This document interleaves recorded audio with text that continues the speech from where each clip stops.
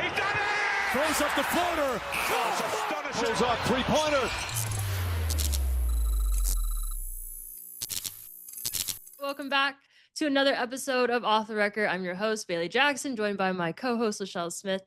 And we have a very packed episode full of football. I want to go ahead and jump into our picks of the week. So if you follow us on Instagram, every Saturday morning, we'll go ahead and put out a graphic with 4 of the top games of the week, or 4 games that we are looking forward to, most anticipated here on OTR. And this week we had Bama, Tennessee, we had Ole Miss, Georgia, we had IU, Michigan State, and then we had Notre Dame, USC. Unfortunately, neither of us had perfect picks. I blame USC for myself not having a perfect pick. We're going to discuss that here in a second. But yeah, let's go ahead and recap. Let's start with Bama, Tennessee. Thoughts on this game? I know you had Tennessee winning. I had Bama winning. Were you surprised by the outcome of that game, by what you saw? Despite me picking Tennessee, which I think sometimes I do it just out of the sense of like, if this upset happens, then I'm on the right side. But I have a lot of people that were in my DMs very upset that I did not pick Alabama. And they were like, how dare you keep doubting us? So for all the Alabama fans, I am not doubting you guys. I'm actually a believer. I think Ty Simpson from week 1 to now has dramatically looked better. I mean, he's in Heisman conversations. The offense looks better. Their defense, to me, still I can have some question marks about. But overall, it was a very good quality win for them against Tennessee. The sad part for Tennessee, I feel like we've seen them now kind of just go down and down. It seems like every few weeks it starts getting a little weird for us, and we're like, what happened there? But Alabama, you were on the right side of it. I was on the right side. I was on the right tide. See what you did there. Yep, there you go. Yeah, I'm happy from what I saw yesterday. Ryan Williams looked really good, and he's someone that I haven't had the chance to really like keep a close eye on this season. So watching him in that game yesterday, I was very pleased with what I saw. Another situation, you had Ole Miss, I had UGA. Ultimately, UGA won that one. I'm not gonna lie, I was a little surprised because I kind of thought that Ole Miss was gonna come in and get that win. But there was part of me that was like, okay, this is a home game for Georgia. I just think that they're going to ultimately pull out this win. And sure enough, that was the case. What were your thoughts as you were picking Ole Miss? Ole Miss played well. I mean, they've been playing well. I hope I'm correct in this. This is their first loss of the season, if I'm not mistaken. I could be making that up, chat, but some numbers be off sometimes here for me. But I want to say that was their first loss of the season. So I was super confident in what they were doing offensively, defensively. Just the end of the game, it started to get away from them. It looked like that fourth quarter, things just started to go downhill. Gunnar Stockton started looking really good. Offensively, they just started rolling. That defense for Ole Miss was just out there way too long. You saw them start to get tired, just get worn out. Chambliss started to struggle a little bit. It got bad really quickly, even though it looked good in the beginning. But Ole Miss should be fine. I mean, it's certain teams you could lose to where you're kind of like, okay, that was just a tough game. There are other losses that you're like, you had no business losing that. I think, like you said, like it's kind of one of those things where you're like, it's Georgia, at Georgia. Okay, like you put up a good fight, you lost. What can we hold against you? Mm-hmm. Yeah, I agree with you. I think that this is just, one of those L's that you just got to take the chin and keep it pushing. But I believe that they'll have a really strong rest of their season. I'm not too concerned about this loss affecting them or throwing them off the rails too much. But like I said, win from Georgia. We got IU, Michigan State. We knew how this was going to go. Can I get a Hoosiers? This was our homecoming game too. So it was extra packed in Memorial Stadium. It was a good day to be a Hoosier, as it always is. It's been a great day to be great fall to be a Hoosier. If you ask me, Colts playing right now, they're up 38-24. I mean, great. Being from Indiana is amazing. Somebody asked me that question the other day. They said, what's so great about Indiana? I said, you're asking the wrong person, because I can name a million things that are so great about Indiana. And the Hoosiers are one of them. That's right. But yeah, IU won, pulled off a win against Michigan State. Like I said, no surprise. I mean, IU's been killing it all season. Michigan State isn't necessarily a team that I don't think anybody was really worried about when it came to, their schedule. I don't really have any additional notes. I feel like this game went exactly how we thought it was going to go. Yep. Shout out Indiana though for, there was rumors that y'all could lose your head coach, Kurt Signetti. And what did Indiana say? Don't you worry. We finna throw this money at him. We finna keep him here. That was the win of the week for me. I said, now that you hear all these rumors, don't worry about it, Kurt. We finna go ahead and write this check. We finna give you some more years. Don't you worry, homeboy. We already happy what you doing. Like I said, now that's a win right there. They didn't allow it to go to the off season and be like, let's see. Nope. We've heard enough because that job over there does look kind of attractive. Let's go ahead and sign this blank check for you, my boy. Get you locked in. And Kurt's like, I'm going nowhere. I said, I know that's right, because me neither. So shout out Indiana. That was the win of the Indiana. week. Yeah, shout out Indiana. Yeah, Kurt Signetti, 90 mil, I believe. He's, I think, the 5th highest paid coach in college football, which is crazy. Right behind, I believe, Lincoln Riley. Boy. That's a lot of money. Yeah, he's making about 11.2 million a year for, I believe, the next 8 years. I forget his contract terms exactly. Dang. But yeah, they got him. In that front office sports clip, they like compared when he was like at JMU and how he was making like 400,000, and then like I'm like, wow, like that's being in the trenches and like finding yourself each time, because like JMU is like known for being, I mean, we've seen them the last few years and it's like, wow, like you've helped build some stuff here and now you're getting paid a bag. Yeah, I saw that graphic earlier today because it was like the different positions at Alabama. It was interesting to see him take a pay cut when he went to Indiana University, Pennsylvania. And then, got a little bit more money back in his pocket once he went to JMU, and then boom, millions. It's a good day to be a Signetti. That's all I got to say. And then, like I said, it's a good day to be a Hoosier fan. It's a good day to be Signetti. Yeah. Everybody in that household is his happy. wife or his kids. Yeah. You're living. You're in a great position right now. But yeah, 2 years after just 2 years at Indiana, not even a full 2 years either.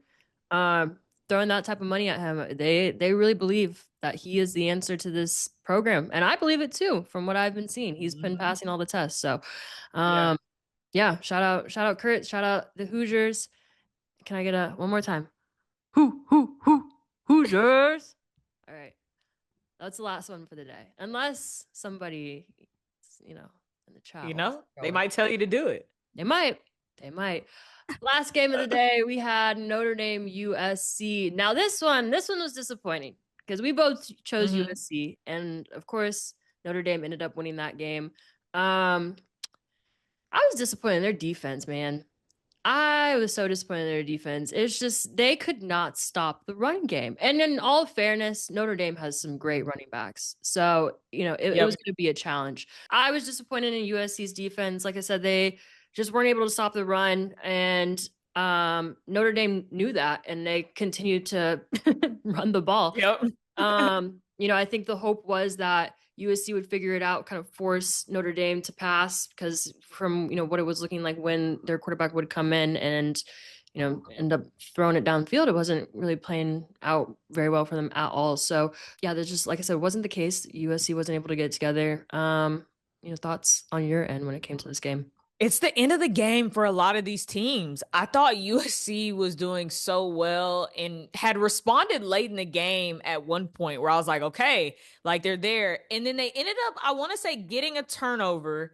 And then the next possession that they had, their running back or receiver, it seemed like it was supposed to be a trick play. It looked like he was finna cock back and throw it and then just gets hit. It's a fumble. And I'm like, after that, I was just like, yeah, on top of the defense not being able to stop the run, it just got really sloppy towards the end. And it just was like, it didn't have to get that sloppy because they weren't out of reach just yet. But then just the little mistakes, I don't know. You get deep into the season now because like we're at the second half of the season. Like this season's going to be over before I think a lot of us realize it. And we're going to be talking about college football playoff and the committee again. Like it's that much of a reality. Like we're very close to it. And you look at the second half of the season and you're like, some of these teams like losing games like that, losing close games. And a close game to me could be a touchdown and anything from a touchdown to like less. Like that's a close game to me. If you have an opportunity to have a possession to score and do things to find yourself either at a tie or a lead, and it seems like you just start dwindling that away with little things. USC now at the second half of the season having a good win against Michigan, you don't have you have a loss against Notre Dame, and then you look at the ways that you lost and you're like, that's why you lost, because you couldn't stop the run, which we all know that they have, and then offensively you started just to give the game away. So disappointing loss for USC this week. Yeah, that caps it when it comes to our games of the week. If y'all have any suggestions, if there's a game that you want us to predict for next week, let us know, because we're always looking to diversify our picks of the week. But like I said, those are our 4 for the week. We're going to go ahead and get into our first topic of the day. Because like I said, this is an NFL heavy show. We've got the Bears. The Bears are on a 4-game winning streak led by Caleb Williams. They beat the Saints today 26-14, which propels them into week 8 with a 4-2 record. I'm going to keep this question plain and simple. Are the Bears good or are they just lucky? I think they're good. They're a work in progress. Like, wins, some of them we shouldn't overreact to. Now that I will admit, where it's like, okay. Then there are some of these wins you're like, okay, these are convincing. I think they're good, or maybe good is like very a lot, but they're trending to good. I don't think it's luck. I think it's hard to win some of these games that they have won kind of either in deciding runs and possessions or just a very convincing game. I think that they are now getting acclimated to the Ben Johnson way, which I told everyone at the beginning, this is going to work. But I think people freak out over the first 2 weeks. And it's like, but this is happening. And this is like, it takes time to build a system and to understand it. I think Caleb Williams is finally unlocking the things that Ben Johnson has been wanting to do offensively. And it takes time because it's very intricate. And from what they were saying, Caleb didn't have to be that intricate the last year or so in being in that position. Now you're in an offense that you got to think a lot and be very much in control. And once he's in control, you have things that are happening now. So I think they're becoming very, very good. Yeah. I might disagree with you a little bit here. Okay. And I don't think that they're not becoming a good team. Let me just phrase it this way. I think that they are getting better. I still think that they're a little bit lucky. I look at these last couple wins specifically, like today, we're looking at a better Saints team, but this isn't a good Saints team, in my opinion. The Commanders win was really because the Commanders beat themselves. They barely beat, let me add that. They barely beat the Raiders, and that's not a good team either. So it's like, you look at kind of strength of schedule and how that plays into some of these wins. I question how good of a team they actually are, or like I said, how lucky they have been to get some of these wins over teams who maybe aren't that great, or, you know, like I said, the team that they played just beat themselves and it wasn't necessarily as a result of how the Bears actually played. I think this is one of those things where it's like you kind of have to take it week by week, especially going into week 8. You've got the Ravens coming up. Lamar is expected to be back. You know, I think that will be a really good pulse check on how this team actually is. But I will say credit to Ben Johnson. He's created a very different atmosphere and a different vibe for this team. You know, if the Bears continue to win, expectations are going to continue to ramp up as they go through the remainder of the season. So, you know, it's just something as Bears fans to stay vigilant of, and, you know, be on your P's and Q's when it comes to. I guess I do wonder what's lucky to you, because you got to have some luck to win games. Some things have to happen. Like for you, what's luck? I guess in the last few games for them. I would say that Commanders game was like, well, let me phrase it this way. You have 2 games that are really close. You have that Raiders game and you have the Commanders game. Those games were both lucky for them, because that was a situation where either of those games could have gone a very different way. That could have been 2 losses under their belt. Like I said, the Commanders game, I think, is the best example of that was lucky for them, because like I said, in my opinion, it wasn't necessarily, the Bears played well, but it wasn't necessarily because the Bears played overly well. It was because the Commanders almost played to their level of their opponent. You know, That wasn't the Commanders team that we're used to seeing out there. So that's my definition of luck. It's not very straightforward. So, apologies for not giving you a very concrete definition of how I view this Bears team, but that's my best example. I think for them, like the situation that they're in, you're going to need some luck. You're going to need some games where it's like, maybe you didn't do it. Yeah. But it's like that confidence goes into the next week where you start to really be like, oh, maybe we can't do it. Like, I think for them, they just need belief.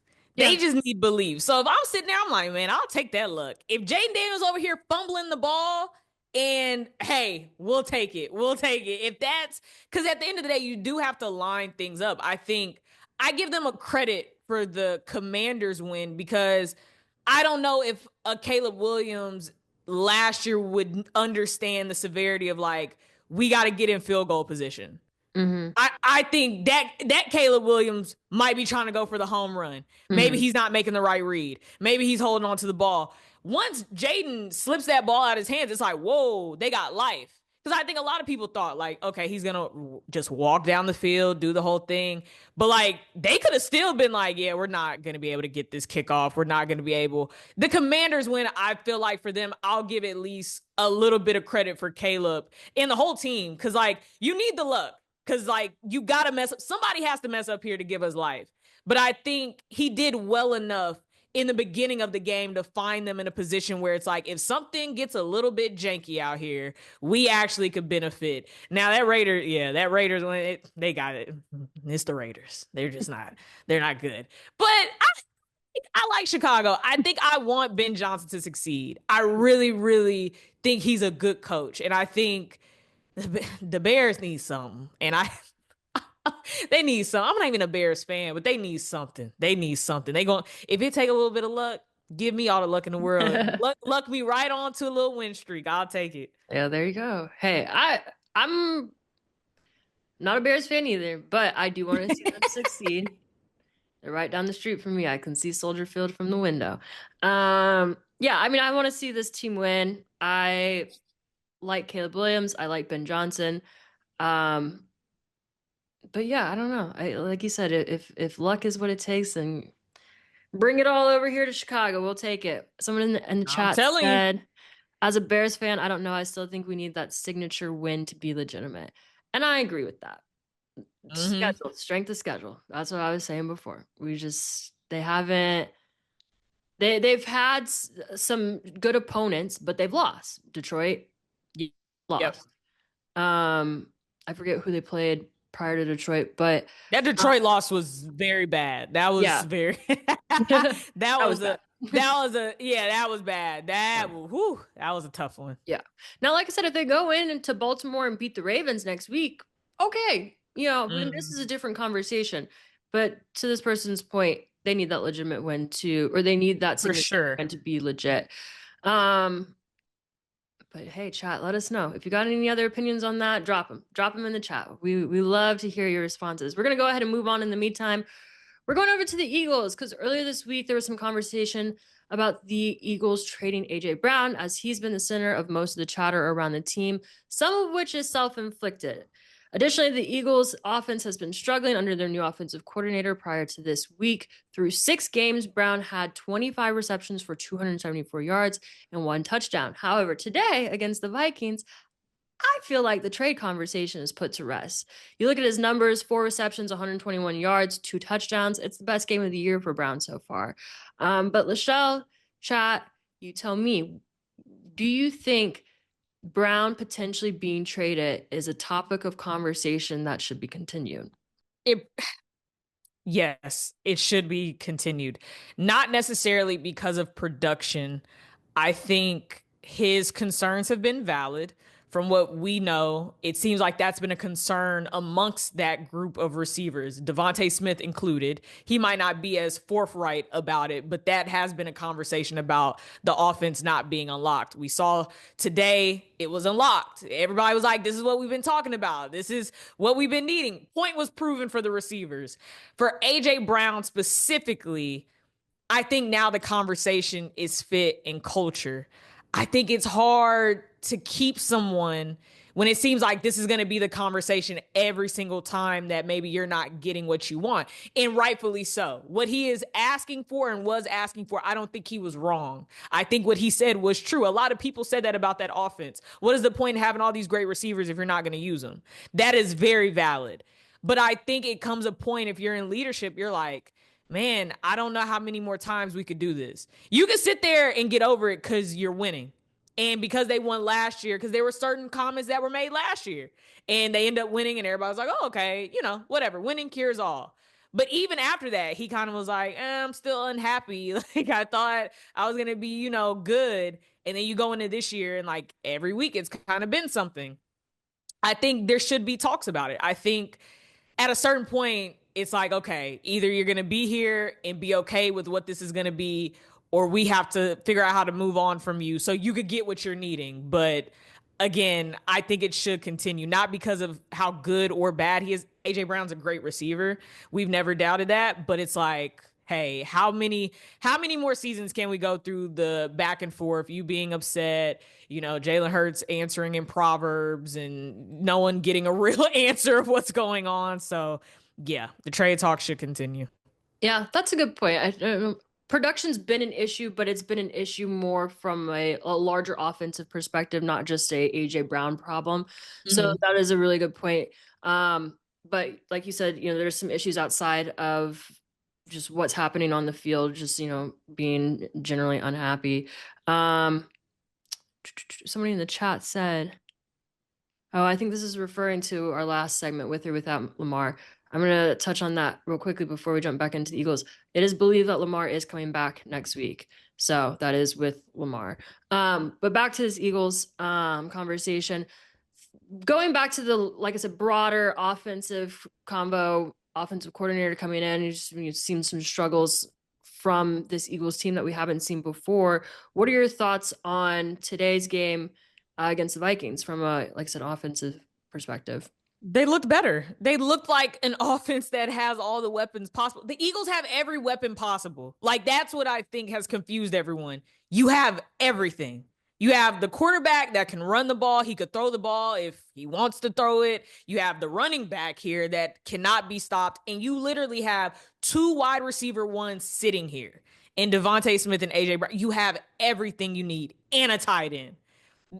There really shouldn't be these struggles. No. And I think that's why everybody has been so confused.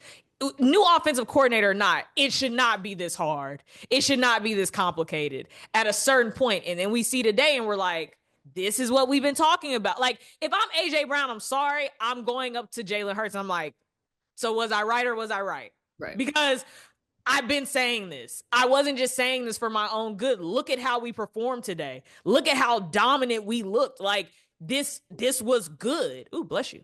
Thank you. Bless you. Like, this was good. So, like, I don't know.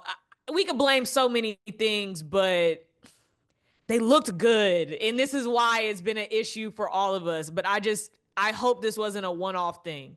Yeah. Like, are we going to get to the next game and we're just right back where we were? Like, what was this for? Is this going to be continued, or are you going to stop this in the next week? Mm-hmm, mm-hmm. And that's a legitimate question. Is this something that will be sustained? Somebody said trade the offensive coordinator. And I've heard some takes about that he needs to go, which is funny because he's new. And you know what's even funnier? He used to be my neighbor back in the day. Yeah. I learned that the other day. Yeah, he used to coach for the Colts. And then I don't know if he had a job in between the Colts, but you can do your research on that. But yeah, funny enough, that is my old neighbor. So not too much on him, but actually don't know. Neighbor. Sorry, neighbor. They're calling for your job. Right. It's okay. We're here for you. You have a supporter here in Bailey. We're here.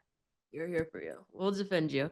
But yeah, I mean, that is a very, fair topic of conversation. Yeah. So I mean, I'm not mad at what you said, but yeah, we'll see. I mean, it's one of those things, like you said, can this be sustained, or is this just one of those weeks where we saw exactly what we wanted to see and what we should be seeing, and they just go right back to where they were before? Who knows? We might be pointing a lot of different fingers come next week. On that note, we're going to go ahead and move on to the Dolphins. Dolphin season was on the line going into week 7, and things ultimately went from bad to worse in Cleveland against the Browns. Tua was 12-23 with 100 yards, 0 touchdowns, 3 interceptions, and a 24.1 passer rating. With 8 minutes to go in the game, McDaniel benched Tua for Quinn Ewers, who came in and nearly threw a pick on his first play, completed a pass for -1 yards on the second, and fumbled the snap on the third. Are we watching the end of the Tagovailoa era in Miami? This might be the end of Mike McDaniel and Tua together, but one of them gonna have to go before the other. So, think it's think it's gonna be Tua. Yeah, this is over. This is done. Wrap it up. It's not looking great. With Miami, they were trying to build a foundation on Rocky, or I'm sorry, they were trying to build a team on Rocky foundation. And this is ultimately how it's panning out. I do think it's time to move on. The question is, it's like, I don't know if you keep him on the bench or if you continue playing him, because he has a pretty big guaranteed salary. So in my head, it's like, maximize what you got and go ahead and play him at the end of the season, because you're spending a lot of money on him. Trading him is also going to be costly. So it's just, it comes down to, like, in my opinion, just a numbers game. It's like, you already know the season's kind of in the bag. You just play it out the way that it's been going, or you potentially go a different route. Like I said, trading him, costly. Benching him, I guess not necessarily costly, but then again, it's just like, well, you're wasting money on this guy who's riding the bench. For Quinn Ewers, who we didn't see much of this game. So it's it's not like you got a lot of upside. Granted, he could potentially turn things around. I don't know, but that's kind of the question in the back of my head, is like, what is next? What does the Dolphins move look like at QB going into week 8? They need to commit to the rebuild. I think money wise, like you said, you're giving some, this is why that we had, NFL collusion gate, because these owners did not want to sit here and be in these positions of guaranteed money with these guys. And we all thought that they were being, a little bit unfair, which they were. It was collusion. But some of them had some good points, which is like, look, why are we giving all this money out, and like, the guys we got really aren't this caliber? And I think if you're Miami, you're like, we ain't have no business giving that money like that. Like, because look at what's happening. Like, it's not good. This is not, it can't be turned. Every week we sit here and hold our breaths to see what Tua's going to say to the media. Last time we over here, the man's talk about Cam Newton, talk about, if anybody could just go out there and play quarterback, like, that man ain't win MVP. Well, come and do it. Comes the next week, I'm going to hold the guys accountable. I don't know what else to do. Like, we have these player only meetings, and then you come back the next week after everybody was like, man, you're acting a little bit out of character here. What's going on? Right. Well, I apologize. And I know, I'm like, it's like, I don't think you understand what this is anymore. I think you also need to go ahead and be like, yeah, this is done. Like, it's just, but like you said, it's a numbers game. We're giving you a lot of guaranteed money. So, like, do we waste it and sit you? Well, we can't do that. So do we just play it out with you? But then no one else is going to trade for you because nobody wants to take that contract. So do we just pay you and still draft? Like, what do we do? That might be the only thing. Truly. Yeah. The Browns did it. Like, you over there giving Deshaun Watson all that money. He ain't doing nothing. You got all these quarterbacks. I know. So, like, that might be the solution. And honestly, they may just have to take the Browns model on this one and just take it on the chin. But it's a sticky situation that they're in. And it's crazy too, because you look at when Tua first came into the league and just the promise, the upside, the future that looked so bright for the Dolphins. And like I said, for it to pan out how it is now, it's tough to watch. It's tough to watch, but hopefully they'll figure that out. Like you said, whether it be Tua first or McDaniel first, who knows what the move will be, how everything will unfold in Miami. Only time will tell. Chat, let us know your thoughts on that. We're going to go ahead and pivot into a little college football talk, because we've seen some coaching changes and it is getting crazy. Mid-season, we've got Penn State firing James Franklin. We've got Florida firing Billy Napier. We've got Colorado State firing Jay Norvell. I mean, who's next? Because it's a matter of time. I feel like there are a bunch of coaches on the hot seat, and it's really just a matter of who among this group we will see in this conversation. I'm going to start by saying I think we could probably see FSU's coach Mike Norvell probably go here soon. What are your thoughts? Who do you think? I think so. I do think so. I know there's been a lot of conversation around him. Not the season that I think a lot of people. I think Norvell should have gone last year for real. The way that FSU was playing last year, he should have been gone. So the fact that he I think that college football playoff broke them. That college football playoff selection broke them. I think it broke things in them that program can't heal from. Like Jordan Travis going down, they couldn't get it. I think it broke something that they have not been able.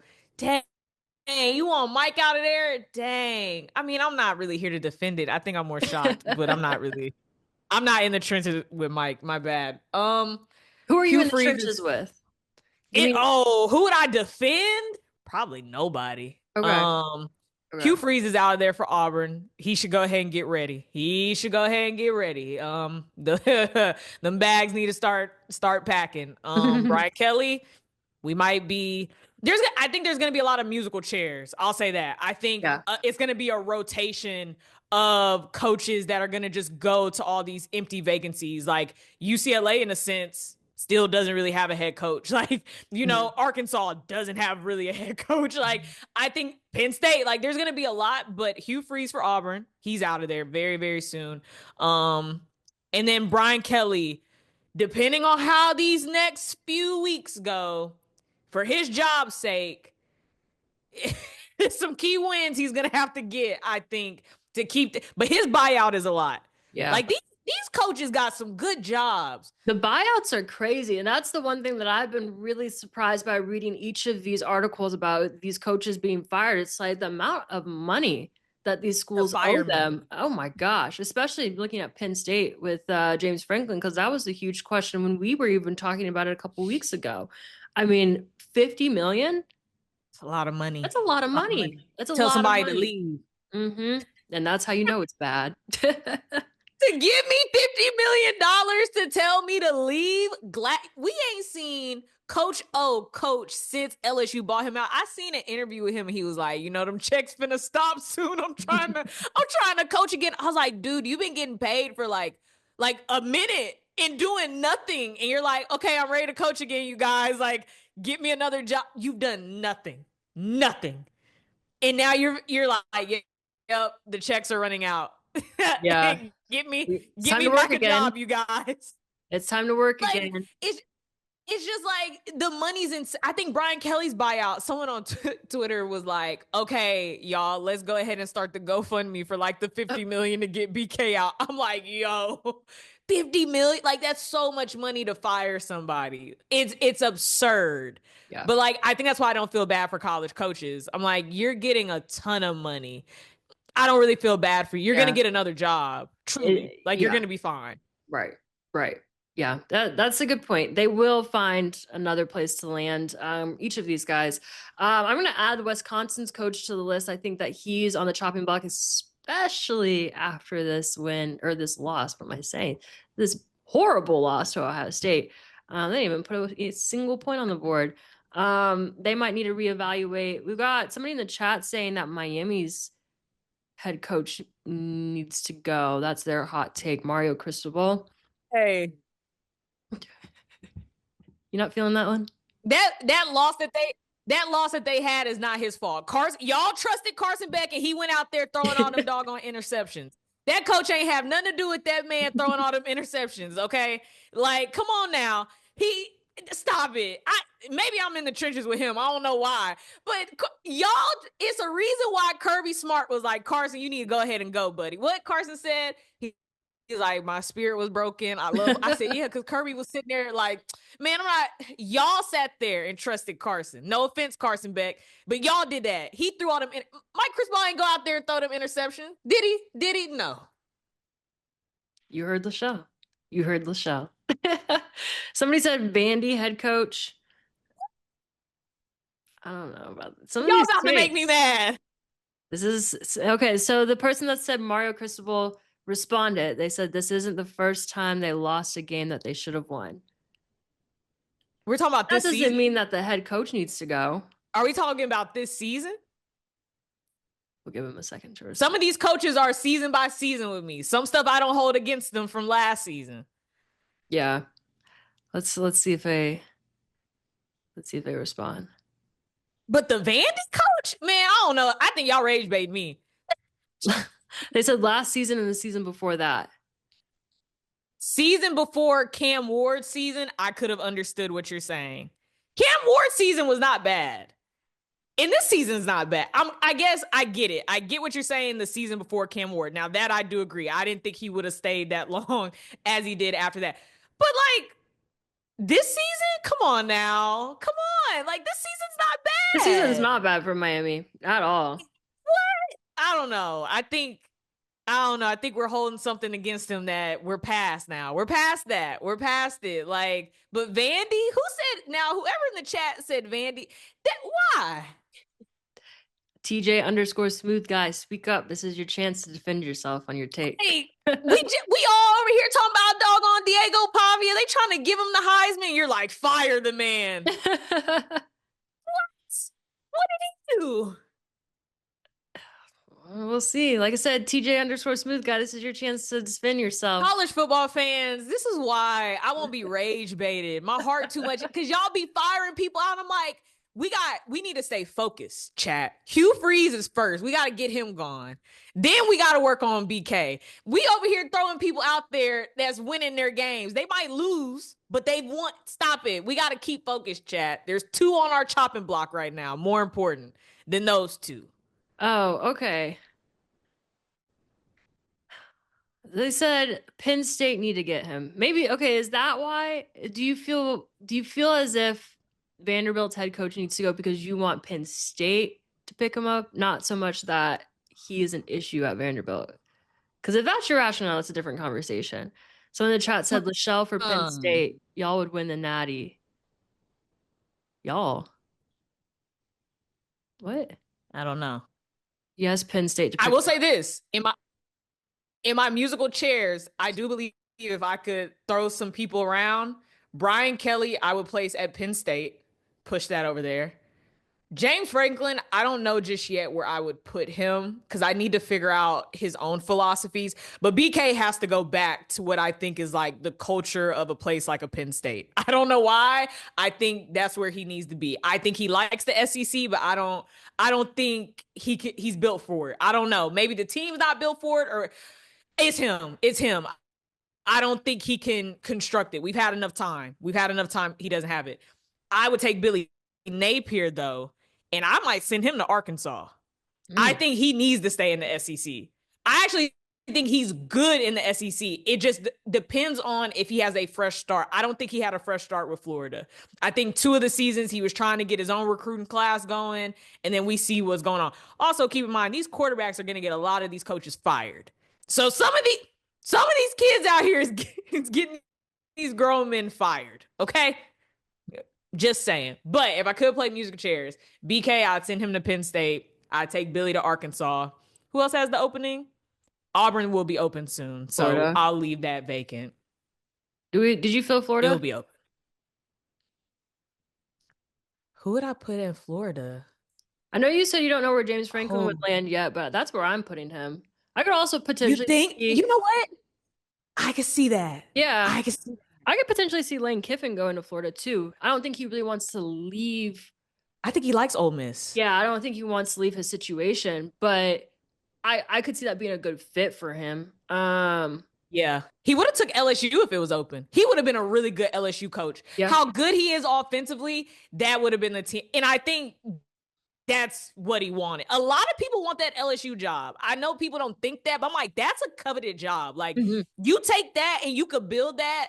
Woo, the things it does for you is different, which is why BK was running to that job. He was like, oh, LSU. And then we all looking at him like, yeah, big dog, I don't think this is for you.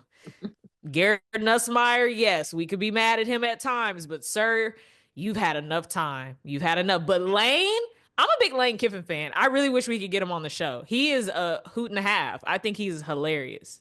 Add him to the list. Add him to the list. If anyone we need to sit down with him. That would be a good one. I would love that.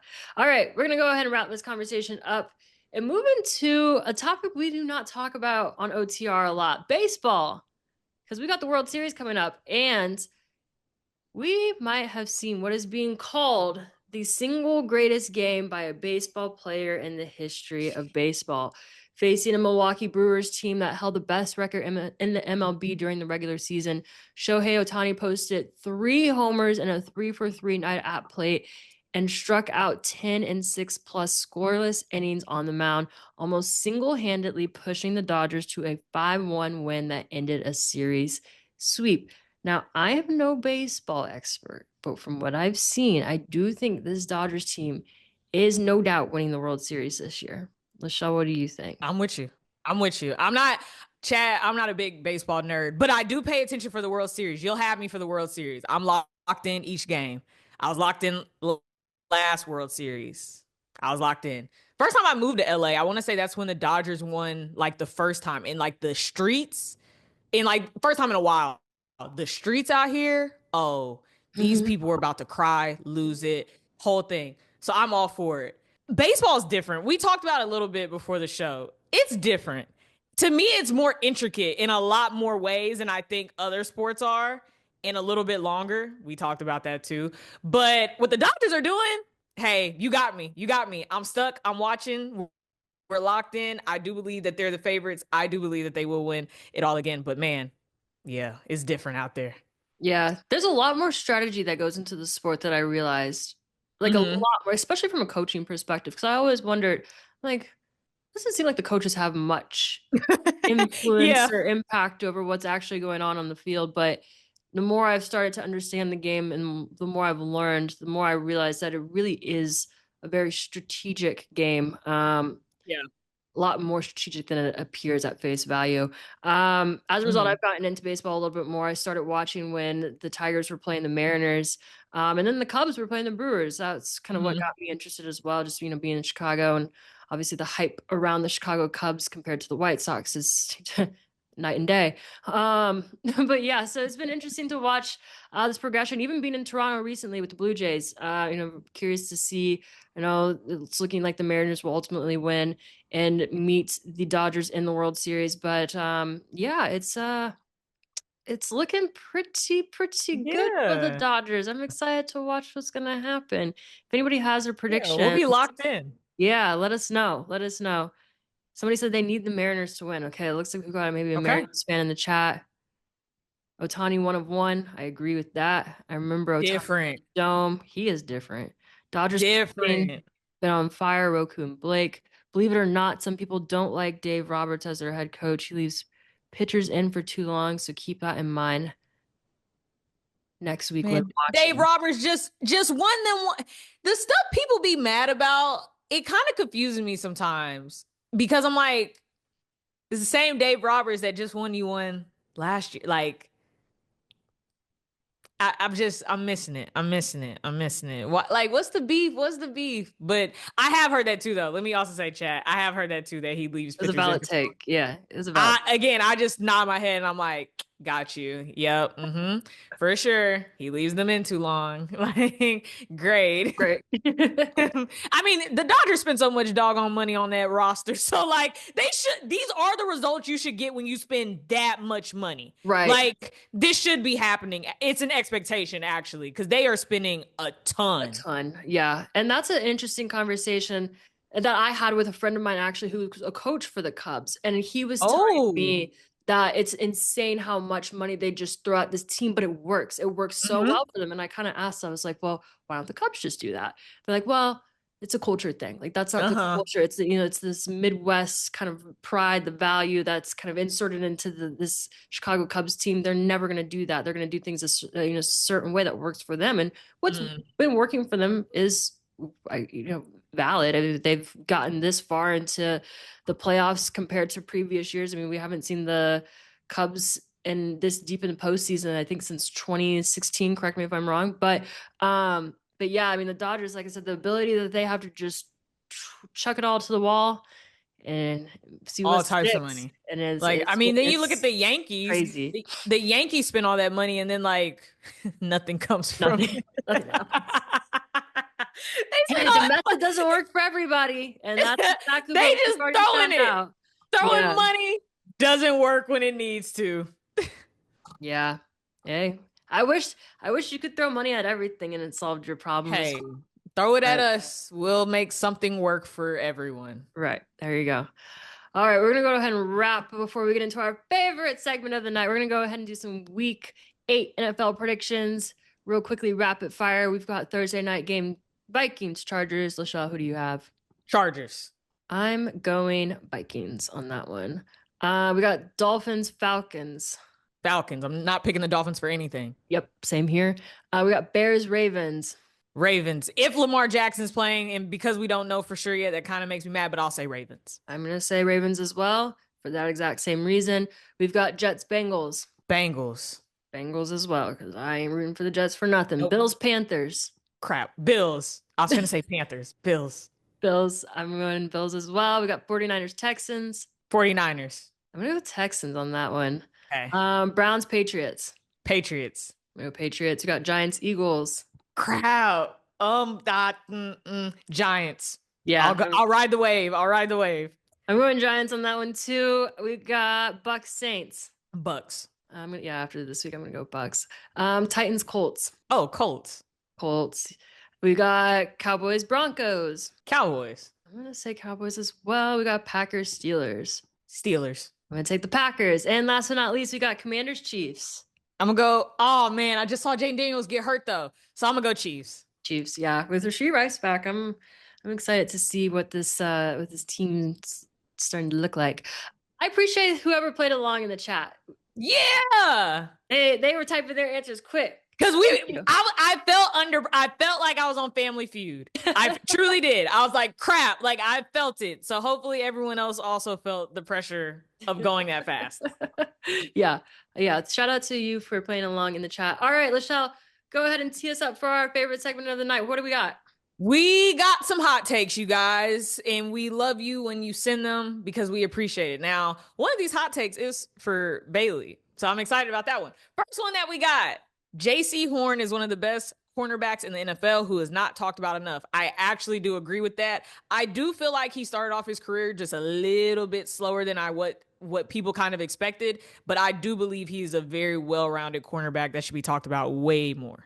I have no notes. I'm not gonna lie, I haven't been paying close attention to JC, but I've heard great things about him. I know that he was a very promising DB coming into the league. So you know what I will do? I will keep a closer eye on him, and I will have an opinion for you in coming weeks. But we could get him on the show one day. We could. I know people that know people. Hey, we can make that work. We can make that work for sure. Now, the second one, Bailey, it's for you. So, if Indiana or Ohio State meet for the Big Ten title, who are you picking? You can only pick one. Ooh, chat. This is a tough question because it's a very realistic outcome too. Ohio State has been dominant for years. This is the best team in the nation. This has been the best team in the nation for a very, very long time, in my opinion. With that being said, I think, some people deserve to have a chance in the spotlight. And we love a good underdog story. Not saying that I use necessarily an underdog this year. They're the number 2 ranked team in the country. But compared to Ohio State, historically speaking, they're the underdog. With that being said, as a proud alum of Indiana University, I'm going with the Hoosiers. Hoosiers! You got your answer. Whoever sent that was like the best. I'm not gonna lie. I felt it was Indiana. But you almost got me in the first half of your rationale. I was like, man, this sounded a little bit like, is she going to go OSU a little bit and be like an Indiana traitor?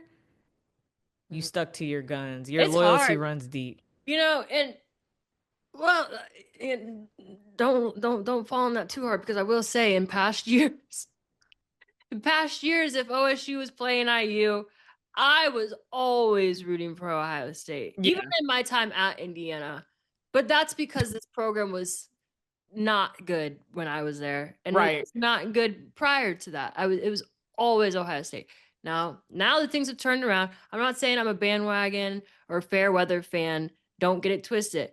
I just, choosing IU. It's different. It's different. Yeah, it's different. You have a reason now. Like, I think that's fair, though. Like, if you've lived what a program looks like when it's down and then you're living what it looks like when it's up, I think it is very fair to be like, okay, I'm confident that if this was to happen, I believe they would win. If you asked me this 3 years ago, I'm going to tell you no.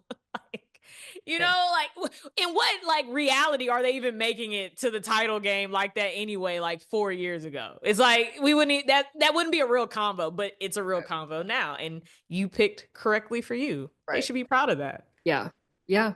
I also feel like they got robbed last year with the Big Ten championship. They didn't even make it. So I was like, hopefully that this isn't a repeat this year.